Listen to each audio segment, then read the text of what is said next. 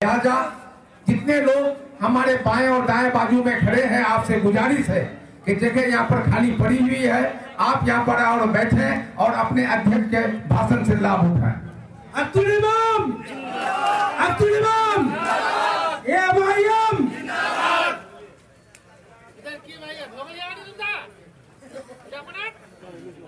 राहत भाई और हैदर मियां यूथ प्रेसिडेंट और प्रखंड प्रेसिडेंट यहाँ आए जरा। हैदर,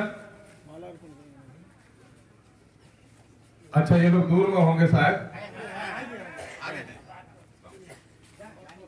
असल मैं गवाही देने के बाद इन दोनों लोगों ने, ये हमारे यूथ प्रेसिडेंट है अजीज हैदर हल्दीखोड़ा और राहत साहब प्रखंड अध्यक्ष हैं। इन लोगों का बड़ा हक बनता था क्योंकि प्रखंड का इन लोगों का ये है। इन दोनों ने अपना वक्त हमको दे दिया है गुफ्तगू के लिए। क्या राजी हैं आप लोग? ठीक ठीक। आज के इस एक रोजा कार्यकर्ता सम्मेलन 2019 का पार्लियामेंट्री इलेक्शन किशनगंज कोचाधामन प्रखंड के लोगों की जिम्मेदारी और आइंदा के लिए मंसूबा साजी, उसी के तहत आज इस मीटिंग को बुलाई गई थी। हम निहायत ही मोहब्बत के साथ आप तमाम तर लोगों का शुक्रिया अदा करते हैं कि आप तमाम तर लोगों ने इस हकीर और इस खाकसार की दावत पर यहाँ आने की तकलीफ की। हम कुछ मेहमान हमारे बाहर हैं, मैं कोचाधामन के लोगों का तो ज्यादा नाम नहीं लूंगा क्योंकि मैं आपके घर का हूं और आप अपने घर में हैं। हमारे पार्टी के प्रदेश जनरल सेक्रेटरी जनाबे भाई इंजीनियर आफ्ताब साहब,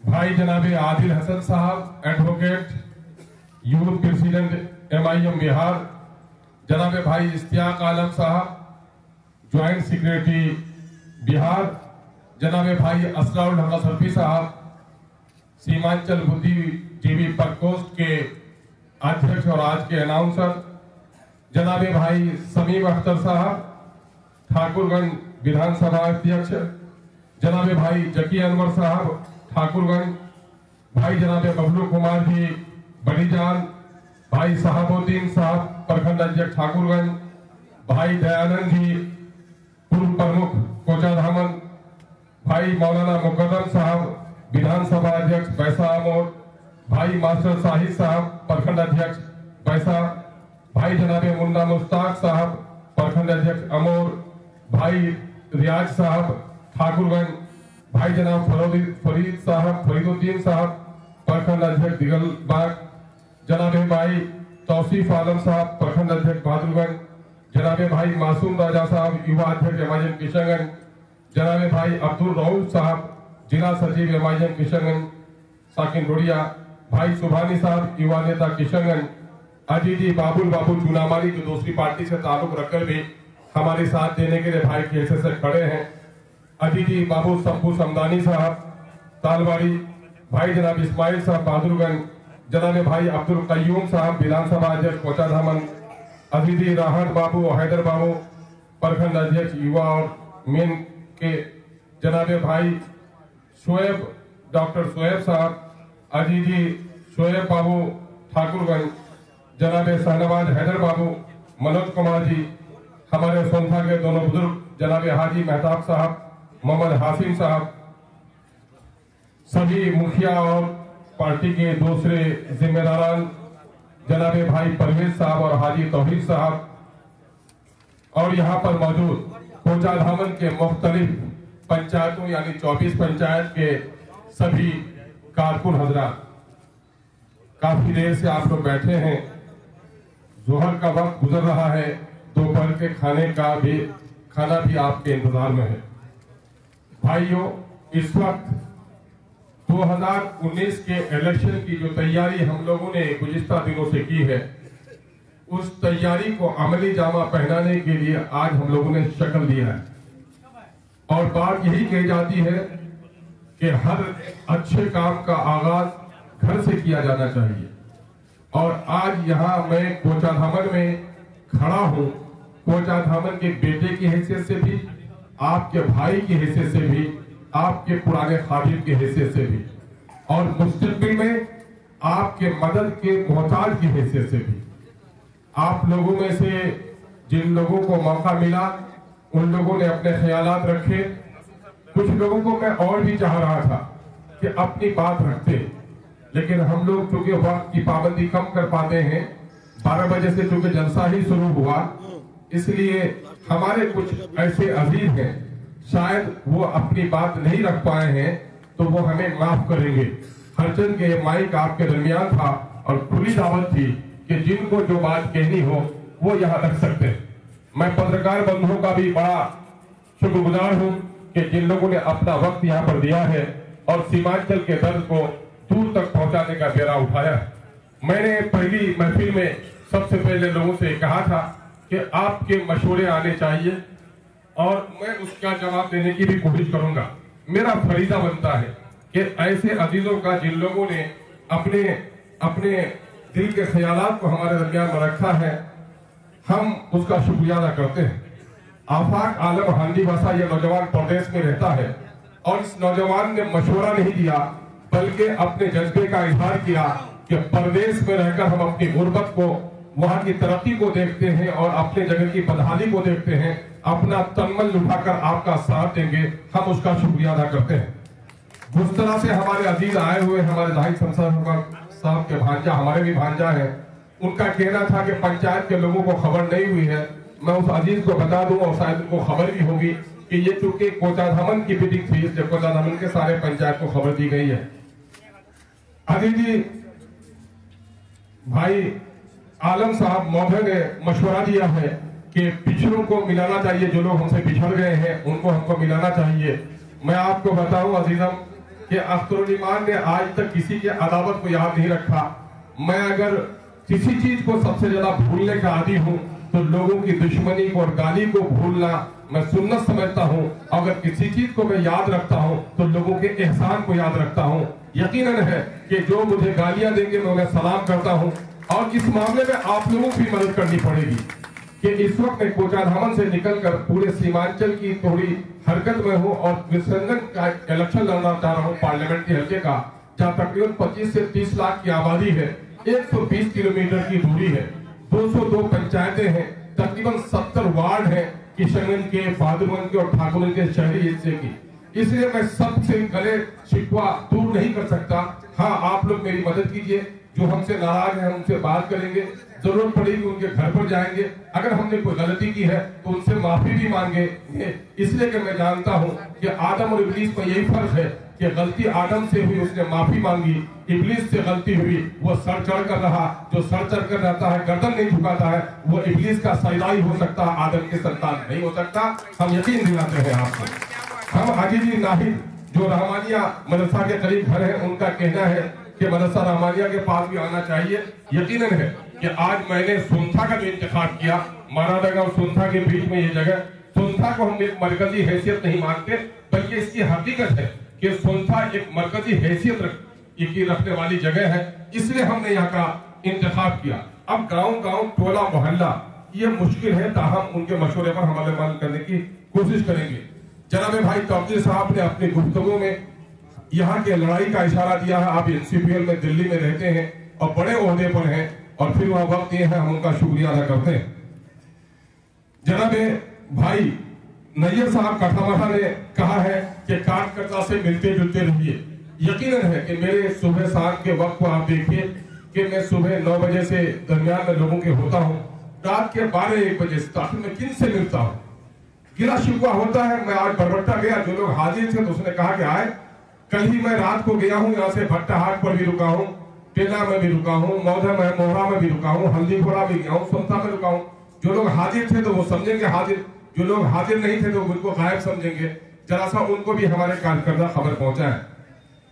जनाबे बाबू शकील साहब ने, उप मुखिया ने दिया है कि तेलंगाना के CM और प्रकाश अम्बेडकर जी का प्रोग्राम इस इलाके में होना चाहिए। हमने अपने नेता तक ये खबर पहुंचाई है, पहले भी उन्होंने यकीन भी दिलाया है कि इंशाअल्लाहुल अज़ीज़ बहुत जल्द उन लोगों का प्रोग्राम होगा। अबू तला बाबू टेना, उन्होंने मशवरा दिया है कि सोशल मीडिया में एक्टिव होना चाहिए। हमारे बच्चों को यकीन है कि जो लोग हमसे मोहब्बत रखते हैं, और सोशल मीडिया में इस वक्त अगर आप देखेंगे तो MIM जितनी एक्टिव है, मैं नहीं समझता हूं कि दूसरे लोग इतने एक्टिव है। फिर भी चूंकि हमको पूरे सीमांचल ने पूरे बिहार की लड़ाई लड़नी है, तो इस सिलसिले में हम तवज्जो देने की कोशिश करेंगे।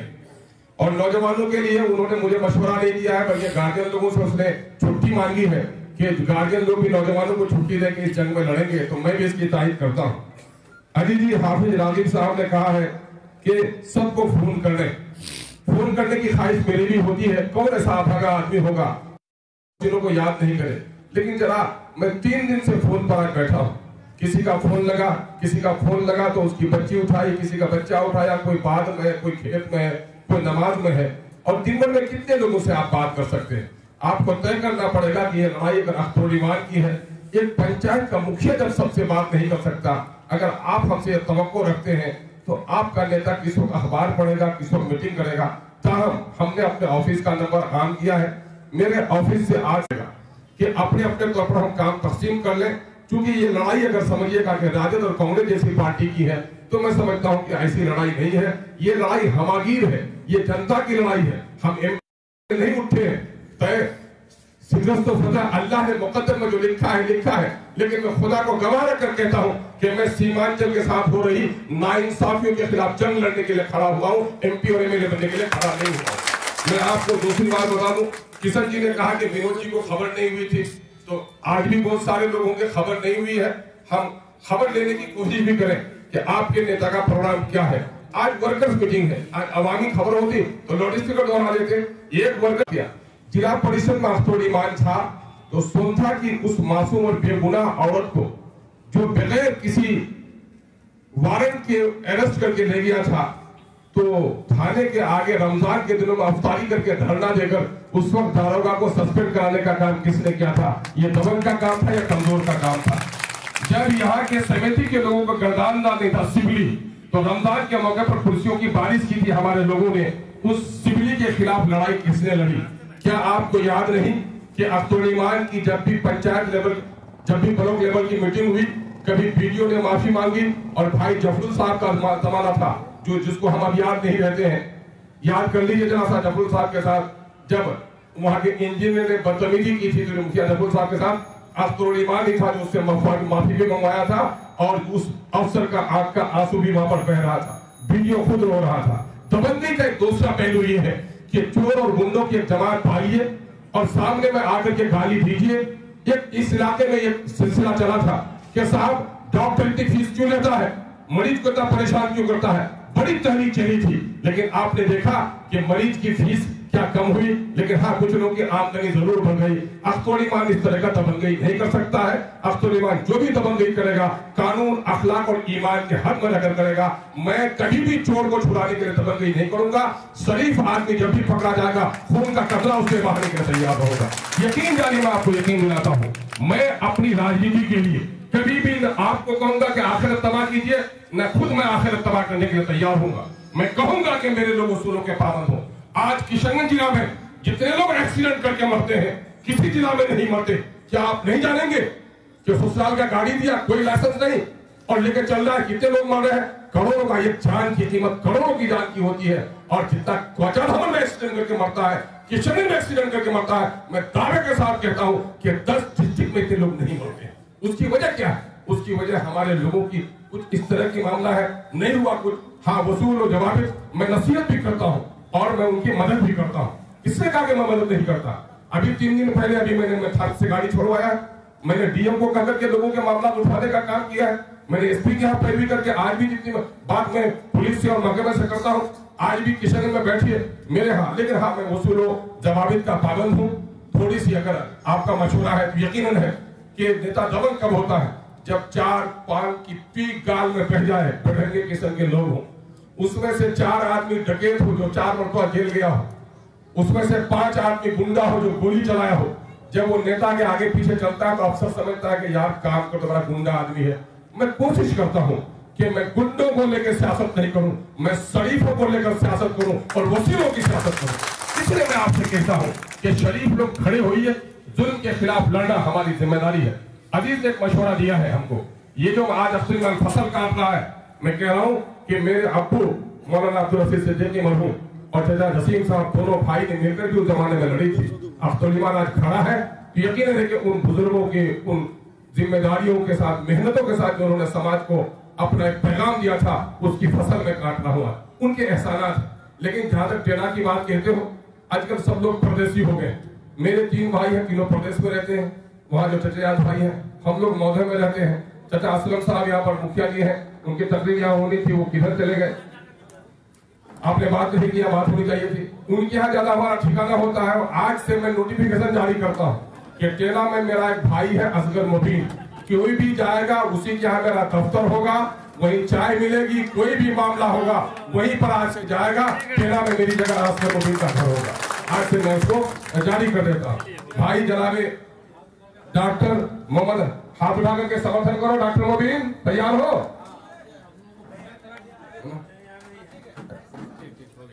और मेरे भाइयों, इस वक्त जो चंद बातें आप लोगों के सामने में हुई है, मैंने उसकी मुख्तसरन आपको जवाब देने का काम किया है। भाइयों, 2019 का इलेक्शन है और आम पार्लियामेंट इलेक्शन से ये अलग इलेक्शन है।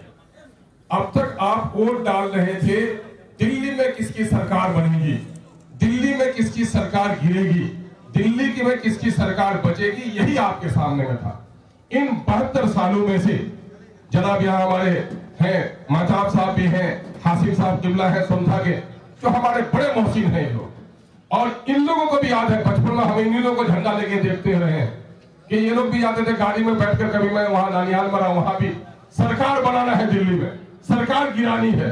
लेकिन मेरे भाई, मैं ये कहता हूं कि अगर इस वोट में ताकत सरकार बनाने की है, इस वोट में ताकत सरकार गिराने की है, तो क्या अपने साथ हो रहे जुल्म और नाइंसाफी को मिटाने की ताकत नहीं है? यकीन है कि अब तक हमने वोट डाला है दिल्ली में सरकार बनाने के लिए, पटने में सरकार बनाने के लिए, लेकिन अब की बार हम वोट डालेंगे जुल्म और नाइंसाफी के खिलाफ अपनी नस्लों को हक दिलाने के लिए। यही लड़ाई है। इसलिए उस लड़ाई में और इस लड़ाई में बुनियादी तौर पर बड़ा फर्क होगा। आपने पिछले दिनों में गठबंधन को वोट दिया, क्या किसने कहा कोचाधामन में? हमारे ठाकुर के कुछ दोस्त हैं। मैं आपको यकीन दिलाता हूं कि कोचाधामन के लोगों का जीत और फतह और नाकामी ये अल्लाह ने जिसके मुकद्दर में लिख दिया वो होगा। लेकिन मैं कोचाधामन का एहसान फरामोश नहीं कर सकता। याद है मुझे 2010 में इसमें 34,000 वोट लाकर एमएलए बन गया था और लोगों ने वोट कहा मुझे कम दिया। मुझे तो 38,000 तकरीबन वोट लोगों ने दिया और मुकद्दर में जीत नहीं थी। जीत इसलिए नहीं थी कि समाज को बांटा गया और वो बातिल ताकतें मेरे खिलाफ एक हो गई। वो बातिल ताकतें कौन थी? वो बातिल ताकतें थी, बजाहिर नारा दिया जा रहा था कि बीजेपी को रोकना है, लेकिन अंदर अंदर बीजेपी के साथ समझौता था। अख्तरुल ईमान ने उस बार भी जदयू के टिकट को किसने लात मारा था? लात इसलिए मारा था कि मुंह में राम राम और बगल में छोड़ी थी। टिकट हमको दिया था नीतीश कुमार ने, लेकिन जिताने की कोशिश दूसरों को कर रहा था। बस्ती में अगर कोई करे निकाह किसी से, वफा किसी से, 10 जूते आप मारते हैं। मैंने भी वही किया, निकाह किसी से, वफा तुमसे, तो मैंने तलाक देने का काम किया। और जब वही तलाक वाली दुल्हन दोबारा आ गई दूसरे गठबंधन में, तो आप लोगों ने कहा इसका चाल चरित्र सुधर गया है, अब ये बदतमीजी नहीं करेगी, तलाक पड़ गई है। लेकिन आपने देखा कि आज फिर वो बदचलन औरत उसी जगह चली गई जहां से वो आई थी। और वही जदयू जो बीजेपी को छोड़कर आई थी, जो ये कहकर आई थी कि मिट जाएंगे, लेकिन बीजेपी के साथ नहीं जाएंगे, बीजेपी को रोकना है। अब्दुल ईमान नेता थे, एमपी बना कोचारा में, हल्दीपुरा मुझे याद है, नादिर लोग थे वहां पर। यहाँ का लोग सब बोलता है कि वो एमपी लाख करने हमारा एमपी बना, अरे बीजेपी हराना जरूरी है। तो मैं पूछता हूँ कि पूछो उन लोगों से जो लोग बीजेपी को हराने के लिए आया था, बीजेपी के गोद में बैठकर आज क्यों शराब पी रहा है? ये क्या करना पड़ेगा? ये धोखा दिया हम लोगों को। अब हम धोखा खाने वाले नहीं है। अब आप बोलिए कि इन पार्टियों में रहकर कोई कहता है अकेला जीत कर क्या कर लीजिएगा आप? तो मैं उनसे बड़े ठंडे दिल से पूछता हूं कि भाई साहब ये बताइए तो, जो बहुत लोगों के साथ जीत कर गया था वो क्या क्या काम किया? तो फिर उनका मुंह चुप हो जाता है। हमारे लोगों को जवाब देने की ताकत पैदा करनी पड़ेगी। हमारा एक आलिम दीन जिस पर हमको फख्र है कि सीमांचल में इतना बड़ा आलिम दीन मौलाना असराउल्लाह कासमी साहब नवर अल्लाह मरकदहु, अल्लाह उनको करवट करवट जन्नत अता करे।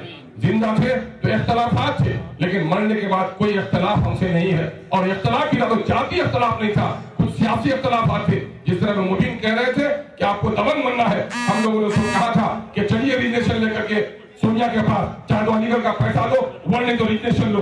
इख्तलाफ होते थे, सियासी इख्तलाफात थे। लेकिन आपको याद है यही हिंदुस्तान जहाँ गुजरात में मेरे माँ और बहनों की इज्जत और आबरू लूटी गई, यही हिंदुस्तान जब बाबरी मस्जिद का ताला तोड़ा गया, यही हिंदुस्तान जहाँ बाबरी मस्जिद को इन्हदाम किया गया, यही हिंदुस्तान जहाँ पर हाफिज जुनैद को, कई अखलाक को दस्तरखान के नाम पर मारा गया।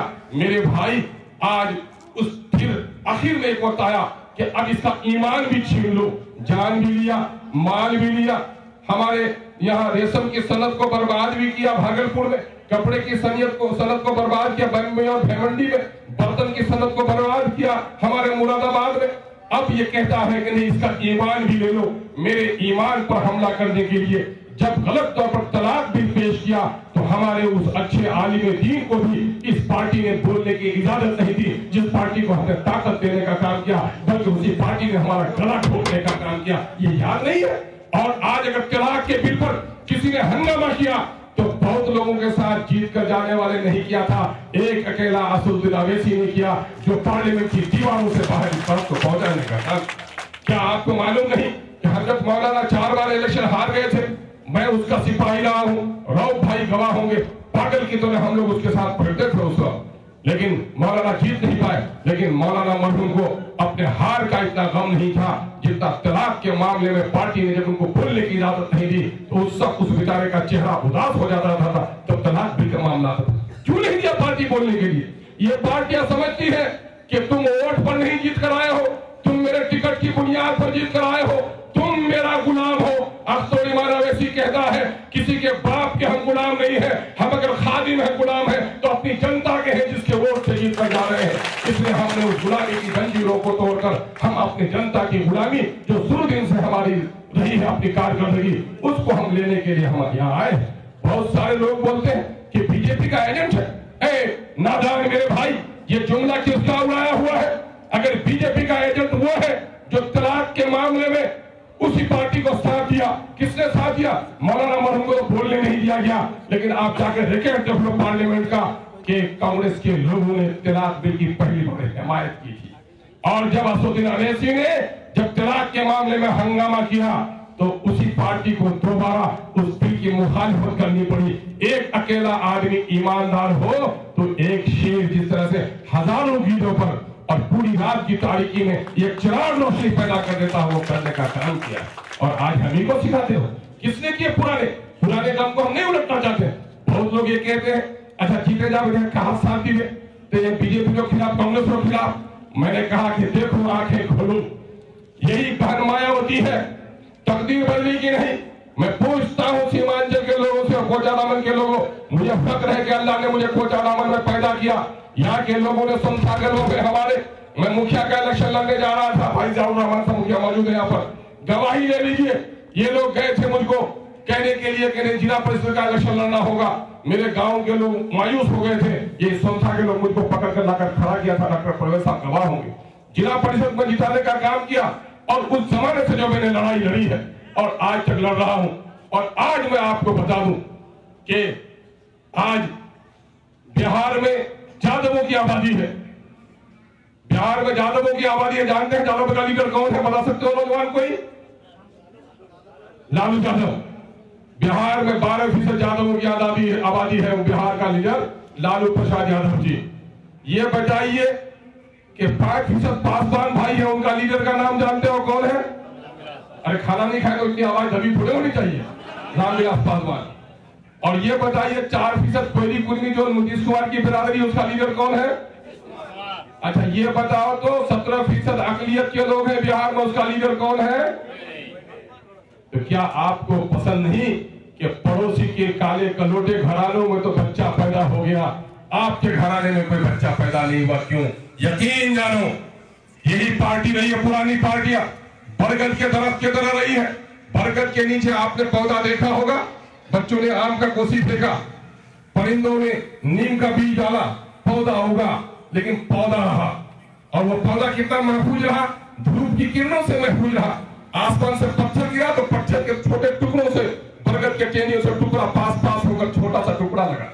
वो पौधा समझता था कि हम बहुत सुकून से हैं, हमको धूप की किरण भी नहीं लगती, पत्थर का टुकड़ा भी नहीं लगता। लेकिन उसी के साथ एक पौधा को उखाड़ कर लोगों ने बाहर लगा दिया। वो पौधा धूप में जला भी, तूफानी हवाओं का मुकाबला भी किया, पत्थर जब बरसा तो चोट भी लगी, उसका पत्ता भी हरा, लेकिन बाहर जो पौधा गिरा था वो दरख्त बन गया और बरगद के नीचे का पौधा पौधा ही रह गया। आप पौधा चाहते हो, दरख्त चाहते हो। यही काम किया लालू प्रसाद यादव ने कि बहुत इन पार्टियों के मनहूस साये तले रहे बरगद के, हम बाहर निकलेंगे। बाहर निकला भी, डंडा खाया भी, लड़ाई लड़ी भी, सड़क पर धरना भी दिया। रामविलास पासवान निकला, बहन मायावती भी निकली। तो आज मायावती के महरूम तबकात को जो ताकत मिली है 5 सालों में मायावती के राज में, पिछले 50 सालों में नहीं मिली थी। लालू जी के आने के बाद यादवों की हालत बदली कि नहीं बदली? रामविलास पासवान के खड़े होने के बाद पासवानों की हालत बदली कि नहीं बदली? मेरे सीमांचल के हिंदू मुस्लिम भाइयों, मैं 17% मुसलमानों की बात जरूर करता हूं, लेकिन पूरा सीमांचल अगर आज बदहाल है तो सिर्फ मुसलमान बदहाल नहीं है, बल्कि यहाँ का दलित पिछड़ा भी उतना ही बदहाल है। हमारी मुसर टोली के माँ के बदन पर आज भी कपड़े नहीं, जमात टोली के भाई पे आज भी बुखार में तपड़ा है, दवाई नहीं मिल पा रही। आज हमारे हॉस्पिटल डॉक्टर से खाली पड़े हुए हैं और यही बेईमान लोग हैं जो दिल्ली पंजाब में हमारा बेटा कमा के लाता है, उसी का टैक्स का पैसा नीतीश कुमार जी के खाते में भी जाता है, उसी के टैक्स का पैसा मोदी के खाते में भी जाता है। वो हिंदुत्व का नंगा नाच रचवा रहा है। और आपने सुना अभी 2 लाख करोड़ का बजट हुआ बिहार का, और क्या हुआ? 18,000 करोड़ रुपया पटना शहर में मेट्रो रेल को चलाने के लिए मिला। गंगा एक्सप्रेस वही, फ्लाईओवर वही, 4 बड़े मेडिकल कॉलेज वही, मेट्रो रेल वही, और सीमांचल में हम गुलाम है क्या? हमको कुछ भी नहीं मिला। मेरे बाढ़ और सैलाब में जो सड़कें टूटी, इन बेईमानों ने उसको नहीं बनाया और आज पट्टा को सजाने लगा हुआ है लोगों। इसलिए हम कहते हैं कि सीमांचल के मेरे हिंदू मुस्लिम भाइयों, उठो। आज जो गठबंधन का मशवरा होता है, मुझे बताओ कि लालू और नीतीश के दरमियान में, कांग्रेस के दरमियान में सीमांचल का कोई नेता बोलकर मशवरा देने के लायक है? अगर मशवरा के महफिल में हमको बैठाने के लायक जो पार्टियां तैयार नहीं है, उन पार्टियों की गुलामी भी करने के लिए हम तैयार नहीं है। अपनी सीमांचल के अलग राजनीति लेकर आए। कहता है कि 200 सीट जीत के क्या करेगा, 100 सीट जीत के क्या करेगा? आंखें खोलो। आज जो दिल्ली में, पंजाब में, सऊदी अरब से, दुबई से लड़का फोन करता है, मेरे साहब कुछ इलेक्शन अभी देर से मी जमा चाहिए घोर 2018 में कि मेरा 2019 में अप्रैल में इलेक्शन होगा, तो कह रहा फिर उसको कंपनी छुट्टी नहीं देगी, इस साल का छुट्टी हम कैंसिल करा लेते हैं, हम जाएंगे तो इलेक्शन में 1 महीना रहेंगे। नौजवानों ने अपनी छुट्टियां कैंसिल कराई। मैं गया था अभी दिल्ली, मैं बम्बई गया था, नौजवानों ने ऐसी मीटिंग की। मैं गया था अभी लुधियाना, नौजवानों ने कहा था कि यहाँ आइए बहुत लोग मिलेंगे। मैं सोचा कि 1000-2000 बच्चों से मुलाकात होगी। बिना खौफ आपको कह सकता हूं बुजुर्गों कि नौजवान, हमारे गरीब परदेसी नौजवानों ने जो इस्तेमाल किया, मेरे पास अल्फाज नहीं है कि उनके जुमले को मैं दोहरा सकूं। तकरीबन 7 से 8 हजार नौजवानों का हुजूम हुआ पड़ता, जो अख्तुलिमान को देखा नहीं था। अख्तुलिमान तो एमएलए भी था, इतने लोग क्यों नहीं आ रहे थे अख्तुलिमान के करीब? उन बच्चों के दिल में एक उम्मीद जगी है कि अख्तुलिमान पहले किसी पार्टी का गुलाम था, अब पार्टी का गुलाम नहीं है, बल्कि सीमांचल के दर्द की लड़ाई लड़ने वाला जंग का एक सिपाही है। इसी हैसियत से अख्तुलिमान बस खूबसूरत ही नहीं था देखने आया था, उसको उम्मीद जगी है कि मेरा भाई, एक मेरा बेटा मेरे दर्द का सामान बन सकता है, इसलिए आज वो साथ देने के लिए तैयार है। मैं आपको खबर दे दूं कि मायावती बहन का 2 आदमी जीता वहां पर मध्य प्रदेश में, और यही कांग्रेस पार्टी की वहां हुकूमत बनी, और कहा क्या दोगे हमको? उनको साथ की जरूरत पड़ी तो बहन मायावती ने कहा हम मिनिस्ट्री कुछ भी नहीं लेंगे, बल्कि हमको ये दो कि हम तो जो 2 जीत के तुम्हारा साथ देंगे, तुम तो चीफ मिनिस्टर बनोगे, लेकिन मेरे दलितों को क्या दोगे? का क्या चाहिए? कहा कि पिछले 15-20 सालों में मेरे दलितों को अपने हक की लड़ाई के लिए जितने सैकड़ों हजारों झूठे मुकदमा में फंसाए हो, वो मुकदमा वापस लो। नतीजा ये हुआ कि वहां के वजीर आला को यकीन दिलाना पड़ेगा कि तुम्हारे सारे मुकदमा वापस किए जाएंगे। और अखबार वालों ने लिखा कि 2 अलग नहीं जीतकर अगर 20 भी कांग्रेस में जीत जाता तो 1 मुकदमा वापस नहीं करवा सकता था, ये उसकी ताकत नहीं, क्योंकि वो गुलाम होता। लोग कहते हैं क्या जीत कर जाइएगा तो वह प्रधानमंत्री के इलेक्शन में किसको वोट दीजिएगा? अख्तरुल ईमान ने कहा है और मेरे नेता ने भी कहा है कि आप परेशान मत होइए। बीजेपी को, फिरका परस्तों को, जालिम ताकतों को, हिंदू और मुसलमानों को लड़ाने वालों को, हिंदुस्तान की दस्तूर को पामाल करने वाली जितनी भी ताकत होगी उसको रोकने के खिलाफ जिसकी भी हुकूमत बनेगी अख्तरुल ईमान उसका साथ देगा। और फिर साथ देगा तो क्या, बंधुआ मजदूर के तौर पर नहीं कि अब वोट खा के रखे हैं 200 टका जल होगा फिर भी 10 टका में काम करना पड़ेगा, वो नहीं, बल्कि अख्तरुल ईमान वोट देगा तो ये तय करेगा कि मैं तुमको प्रधानमंत्री की कुर्सी पर बैठने के लिए साथ दूंगा तो तुम मेरे सीमांचल को क्या हक और हिस्सा दोगे, ये सब तय करेगा, तब उसका साथ देने का काम करेगा। भाई इतनी बड़ी लड़ाई, ये लड़ाई हमारे लोगों को, ये चौक के हम तो दलाल जब नहीं बोलते फिर तौबा कर दिया कि बोले मत बोलिए, बोले दलाल दलाल मत बोलिए, फिर का आदमी सब दलाली करके कहां पहुंच गया। मैं तो दलाली कम बोलता हूं, चलो उसके गुनाह का पाप उसको सजाएगा, लेकिन अभी कई लोगों ने दलालों को बोला। मैंने कहा ये चौपाल की दलाली, एक आदमी जीतकर क्या करेगा? असदुद्दीन ओवैसी के बाप एमएलए बनकर आए, वहां कहा कि आप मिनिस्टर बनिए, कहा मिनिस्टर नहीं बनूंगा। कहा कि फिर क्या चाहिए आपको? कहा कि मुझको एक अदद मेडिकल कॉलेज दे दो।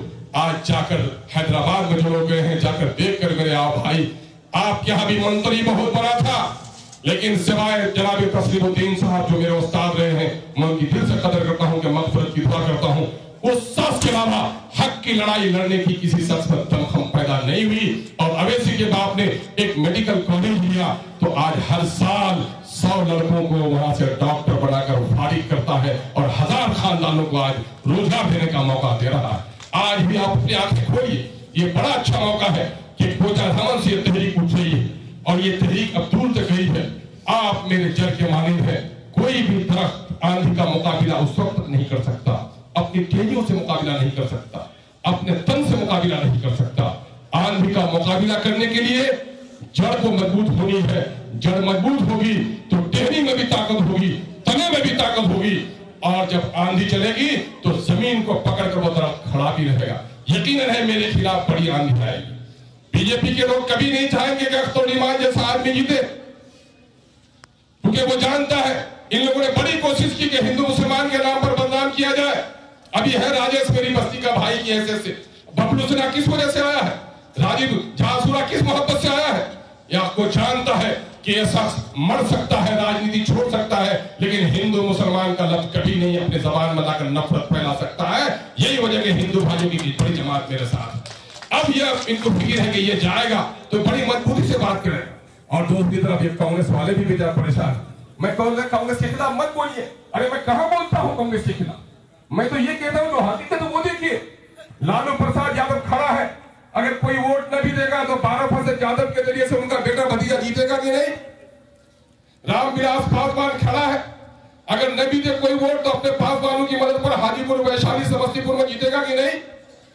नालंदा में 2-4 कोयली कुर्मी लेकर जीतेगा कि नहीं। लेकिन हमारे कांग्रेस के भाई लोग ये तो बताओ तुम्हारा मूल वोट क्या है। मोर गुरु मोर मामूल गुरु 21 तोड़ कहना है, उनको पूछिए कि उनकी हैसियत क्या है। उसने हमें से हमारी गर्दनों का इस्तेमाल किया और हमारी गर्दनों की हिफाजत नहीं की। मैंने इसलिए कहा कि मेरे वोट को लोगे तो मेरे गर्दनों की हिफाजत के लिए तुमको कसम खानी पड़ेगी। अख्तरुल ईमान ऐसे लोगों को इकरार कराने के लिए खड़ा हुआ है। मेरे भाई, इस लड़ाई में ये कांग्रेसी लोग बहुत आपको बरगलाएंगे और वही लोग कहेंगे कि बीजेपी को हराना है। इस वक्त कुछ नहीं दिखाना है, दिल्ली में हुकूमत किसकी बनेगी वो बनाना है। अख्तरुल ईमान की हुकूमत बनने जा रही है, कहा के कहिएगा कि हाँ अख्तरुल ईमान की हुकूमत तो बनने नहीं जा रही है। जो मकान हुकूमत की बनेगी तुम उसका मिस्त्री बनोगे, लेकिन उसके दरवाजे का पहरेदार अख्तरुल ईमान को बनाना जरूरी है। मेरा एक बेटा पहरेदार की हैसियत से तुम्हारे पास आएगा, ये बात आपको कहना पड़ेगा। और आपको यह भी कहना पड़ेगा कि आज कल के दिन में अफवाह फैलाया जाएगा, कोचाधामन में चंद लोगों को खरीदा जाएगा और कहा जाएगा कि 22 में भी जैसे हमारे दोस्त लोग आए, अख्तरुल ईमान तो कोचाधामन साफ थे, ठाकुर में जाकर अख्तरुल ईमान तो कोचाधामन साफ थे।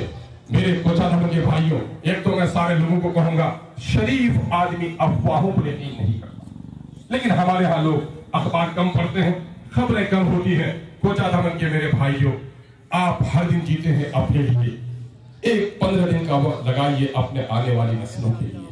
यकीन जानिए, जो बाप मेहनत करता है वही अपने बच्चे को अच्छा घर, अच्छी जमीन देकर जाता है। जो बाप गफलत में जिंदगी गुजारता है, अपने बच्चों के लिए सरमाया नहीं छोड़ पाता। हमसे अभी गफलत हुई है कि हमने दिल्ली को बनाया, हमने पट्टा की हुकूमत बनाई, और पट्टा की हुकूमत बनाई तो अख्तरुल ईमान विपक्ष में था, बलोच की हालत क्या थी। और आज अख्तरुल ईमान की जगह पर जो लोग हैं वो लोग सत्ते में हैं। शायद मैं समझता हूँ कि सैलाब का पैसा सबको मिल गया होगा, सबके बीमार माँ की दवा हॉस्पिटल में मिल जाती होगी, बीडीओ गंगा स्नान करके अब पवित्र हो गया होगा, रिश्वत नहीं लेता होगा। ये बात तो कल्पना में थी, लेकिन हकीकत ये है कि मुझे सिर्फ 5,000 से कम में नहीं होता है। बेकसूरों के कमर में आज भी रस्सी लगती है, और इसी सड़क से जब गाड़ी जाती है तो पुलिस वाला अलग वसूल करता है और नेता का हिस्सा अलग से तय होता है। ऐसे बेईमानों का राज मेरे जमाने में नहीं चलेगा। उस लड़ाई के लिए आपको खड़ा होना पड़ेगा। इसी लड़ाई के लिए आपने हमें वक्त दिया है और आपने काफी गहराई से सुना है। इस लड़ाई का आगाज मैं आज से कर रहा हूँ। दामे दुर्मे कदमे सुखने आपको मेरा साथ देना पड़ेगा। मैं आपके हवाले से, मैं इंसान हूं, मैं आदम का बेटा हूं, और आदम से गलती हुई और गलती मुझसे हुई है। गलती मुझसे हुई भी है, गलती होगी भी। मैं अपने आप को गलती से मुबर्रा नहीं कह सकता। मैं पत्थर बेहिस पत्थर नहीं हूं, न नूरी फरिश्ता हूं कि मुझको नफ्स नहीं है। मेरे भाई, अगर मुझसे कोई गलती हुई है तो इस नुमाइंदा इजलास में कोचा धामन के, मैं पूरी कोचा धामन के लोगों से अगर मुझसे सौ हुआ है दानिस्ता तौर पर या नादानिस्तगी में, तो खुदा के वास्ते मुझे माफ कर दीजिए। और ये माफी मैं आपसे सिर्फ नहीं मांगूंगा, बल्कि मेरी तरह, मेरी जगह पर अख्तरुल ईमान खड़ा होकर अगर कोई कहेगा कि फलां को काम नहीं कर दिया था तो मुझसे बात करवा दीजिएगा, मैं उससे माफी मांग लूंगा। हमारे यहाँ लोगों को बड़ी बदगुमानियां है। कुछ लोगों को मामला यह है कि शादी में नहीं आया था इसलिए हम साथ नहीं लेंगे, मैयत में नहीं आया था इसलिए साथ नहीं लेंगे। मेरे भाई, तय करनी पड़ेगी आपको कि हम नुमाइंदा किस काम के लिए चुनते हैं। आप नुमाइंदा पार्लियामेंट और असेंबली के लिए चुनते हैं। वो मई के घर में नूनू जो लोग देखने जाएगा वो गांव का दलाल तो बन सकता है, पार्लियामेंट असेंबली का नेता नहीं बन सकता। इसलिए आइए, अब की बार हमको यकीन दिलाइए कि आप हमारा किस तरह साथ देंगे। हम चाहते हैं कि जो लोग जान से साथ देंगे वो लोग एक हाथ उठाएं, जो लोग जान और माल दोनों से साथ देंगे दोनों हाथ उठाएं। चलिए, अल्लाह तबारक तआला को मैं गवाह रखता हूँ। थोड़ा फोटो ले रहे हैं, जरा सा उठा लीजिए हाथ, सब उठाइए, उठाइए एक मतलब हाथ। मैं ऊपर वाले अल्लाह को, ईश्वर को गवाह रखता हूँ। हे ईश्वर तो गवाह है कि आज कोचा धामन के हमारे तमाम तर हिंदू मुस्लिम भाइयों ने, तमाम तर 24 पंचायत से आए हुए लोगों ने हाथ उठाकर अपने तन और मन से हमारा साथ देने का वादा किया है। ये इनके हाथ ही नहीं उठे हुए हैं, बल्कि तेरे सामने में दुआओं के लिए भी इनके हाथ उठे हुए हैं। ए लाइन के जज्बे की कदर कर, और इन्होंने जिस उम्मीद से हमारे लिए हाथ उठाया है उस उम्मीद पर हमें पूरा उतरने की तौफीक अता फरमा दीजिए। यही मैं दुआ करता हूँ। मेरे भाइयों, ये चंद बातें थी जरूरी तौर पर आपसे कहने के लिए, आप तमाम तर लोग आए हैं। मैं आपका फिर एक बार शुक्रिया अदा करता हूँ। और अगर किसी को कोई बात कहनी बाकी रह गई है, डॉक्टर जमाल साहब हल्दीपुरा से अभी आए हैं, हमको खबर नहीं थी, उनका भी यहाँ पर इदारा ख्याल होना चाहिए था। हम उनके ममनून और मशकूर हैं। खाना खा के जाएंगे, बगैर खाना खाए हुए कोई नहीं जाएंगे। जमात वही कामयाब होती है जो अपने लीडर के फरमान पर अमल करती है। आपके लीडर का फरमान नहीं, गुजारिश है कि बगैर खाना खाए हुए कोई यहाँ से नहीं जाएंगे। बहुत बहुत शुक्रिया, बहुत बहुत धन्यवाद।